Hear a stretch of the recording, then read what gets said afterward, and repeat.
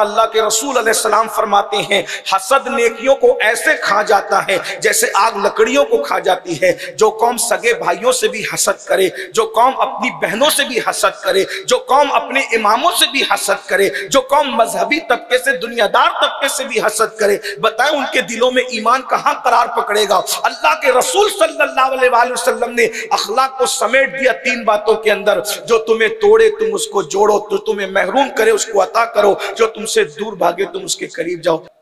अल्लाह के रसूल से पूछा गया, या रसूल अल्लाह, अखलाक की बहुत लंबी चौड़ी तारीफ है, अगर एक जुमले में अखलाक समेट सकते हैं तो क्या कहेंगे?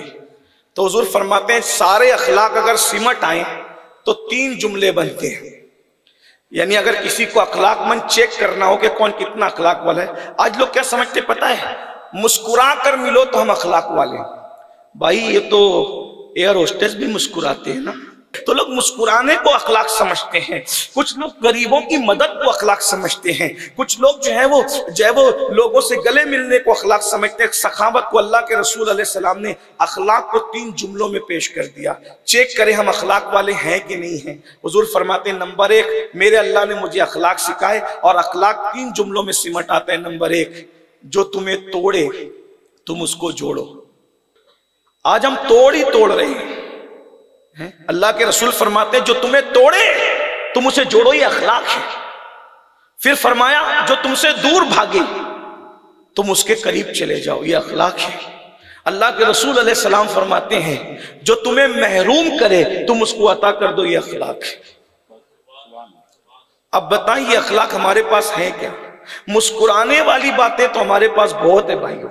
हमारे तो हाथ मिलते हैं लेकिन सीने में हसद की आग जल रही होती है। हम ईद के दिन एक दूसरे से सीने से सीना मिला रहे होते हैं और फिर दिल में ख्याल होता है कि इतना कीमती इसने पहना क्यों है, यानी इतना उसके बदन पर कीमती कपड़ा भी हमें गवारा नहीं है। याद रखना, अल्लाह के रसूल अलैहिस्सलाम फरमाते हैं, हसद नेकियों को ऐसे खा जाता है जैसे आग लकड़ियों को खा जाती है। जो कौम सगे भाइयों से भी हसद करे, जो कौम अपनी बहनों से भी हसद करे, जो कौम अपने इमामों से भी हसद करे, जो कौम मजहबी तबके से, दुनियादार तबके से भी हसद करे, बताएं उनके दिलों में ईमान कहां करार पकड़ेगा। अल्लाह के रसूल सल्लल्लाहु अलैहि वसल्लम ने अखलाक को समेट दिया 3 बातों के अंदर, जो तुम्हें तोड़े तुम उसको जोड़ो, जो तुम्हें महरूम करे उसको अता करो, जो तुमसे दूर भागे तुम उसके करीब जाओ। आसान नहीं है ये, इसलिए कि जो हमारी जूतियां उठाए हम उसकी जूतियां उठाते हैं तो बराबरी हो गई। जो पत्थर मारे ना उसको दुआएं दो, ये ज़र्फ किसके पास है? अल्लाह के रसूल अलैहिस्सलाम से उम्मुल मोमिनीन सैयदा आयशा सिद्दीका ने पूछा, या रसूल अल्लाह, आपकी जिंदगी का सबसे मुश्किल दिन कौन सा? सबसे मुश्किल दिन?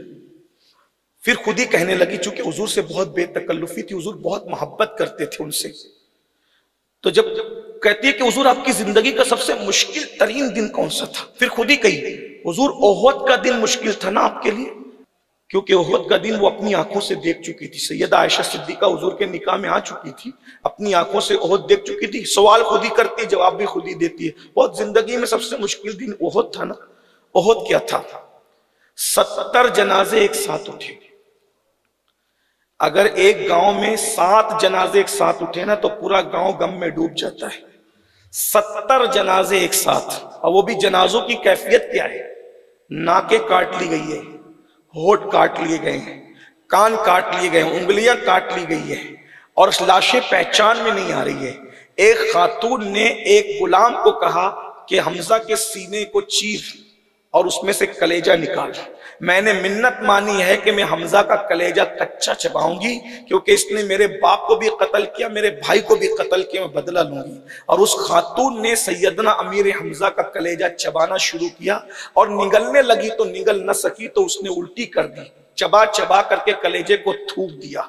अल्लाह के रसूल अलैहिस्सलाम अपनी पूरी ज़ाहिरी हयात में सबसे ज्यादा किसी सदमे पे रोए हैं तो वो हजरत अमीर हमजा की शहादत है। आका फरमाते हैं, अगर मुझे मेरी फूफियों का ख्याल ना होता तो मैं हमजा का लाशा ऐसे ही पड़ा रहने देता, जिसको दरिंदे खा जाते ताकि उसके दर्जात और बुलंद होते। क्योंकि शहीद की शहादत जितनी दर्दनाक होती है उसको अल्लाह उतना ही अजर अता करता है, उसके दर्जात उतने ही बुलंद करता है। और उसके बाद आपको ये बात भी बता दूं, हजरत सैयदुना मुसअब इब्ने उमैर रज़ी अल्लाह तबारक व तआला अन्हु, अल्लाहु अकबर, ये सबसे मालदार बाप के बेटे थे पूरे मक्का में। इनसे ज्यादा कीमती इत्र कोई नहीं लगाता था, इनसे ज्यादा कीमती कपड़े कोई नहीं पहनता था। मुसअब इब्ने उमैर ने जब कलमा पढ़ा है तो माँ ने कहा या मुझे छोड़ दे या मोहम्मद को छोड़ दे।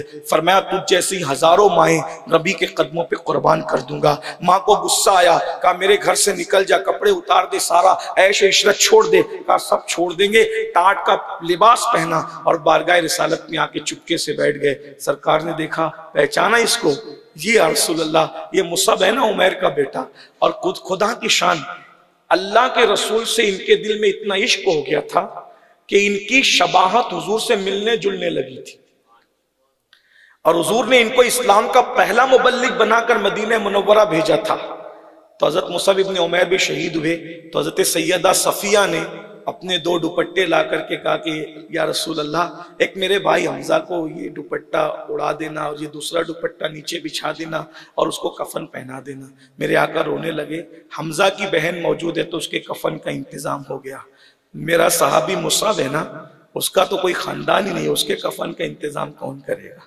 और उसके बाद हज़रत सफिया ने कहा कि या रसूल अल्लाह, ये अब मैं किसी के नामजद नहीं करती, ये दोनों कपड़े आपके हैं, आप जिसको चाहें अता कर दें। तो अल्लाह के रसूल ने फरमाया कि जाओ ये दोनों दुपट्टे एक हमजा को उड़ा दो, एक मुसअब को उड़ा दो। सहाबा गए तो रोते हुए आए, कहा या रसूल अल्लाह, दुपट्टे इतने छोटे हैं कि चेहरे छुपाते हैं तो पैर नजर आता है और पैर छुपाते हैं तो चेहरा नजर आता है, क्या करें। आका ने फरमाया कि चेहरा छुपा दो और पैरों पर घास डाल दो। यानी जो लोग इस्लाम के नाम पे शहीद हुए थे, उस दिन मुसलमानों के पास इतना कपड़ा भी नहीं था कि उनको कफन दे सके। आज रेलवे स्टेशन पर एक लावारिस लाश मिलती है तो लोग चंदा करके उसको पूरा पूरा कफन देते हैं, लेकिन जिन्होंने इस्लाम के लिए कुर्बानियां दी थी वो दिन भी क्या दिन थे, उनको पूरा पूरा कफन भी नसीब न हुआ। ये आयत जो लोग पढ़ते हैं ना शहीदों के लिए, वला तक़ूलू लिमन युक़तलू फ़ी सबीलिल्लाहि अमवात, ये खास नाजिल हुई है शोहदाने उहद के लिए और क़यामत तक के लिए इसका सिलसिला आम है, फैजान आम है। लेकिन शाने नुज़ूल इसका जो है वो उहद के शहीदों के लिए है, जिनके लिए कुरान क्यों कहे वला तक़ूलू लिमन युक़तलू फ़ी सबीलिल्लाहि अमवात, उनको मुकम्मल कफन भी नसीब न हुआ। ये उहद का दिन था और हुजूर को गड्ढे में लोगों ने ढकेलने की कोशिश की। हुजूर के दोनों घुटने फट गए, गालों में कड़ियां घुस गई, दंडान के किनारे शहीद हो गए। अल्लाह के रसूल अलैहिस्सलाम की ये कैफियत थी। सहाबा रो ये मंजर देख के। उम्मुल मोमिनीन कहती है उहद सबसे मुश्किल दिन था ना आपके लिए। अल्लाह के रसूल कहते नहीं, 70 सहाबा की शहादत वाला दिन भी मेरे लिए जिंदगी में मुश्किल दिन नहीं था। मेरे लिए जिंदगी का सबसे मुश्किल तरीन जो दिन था वो ताइफ का दिन था।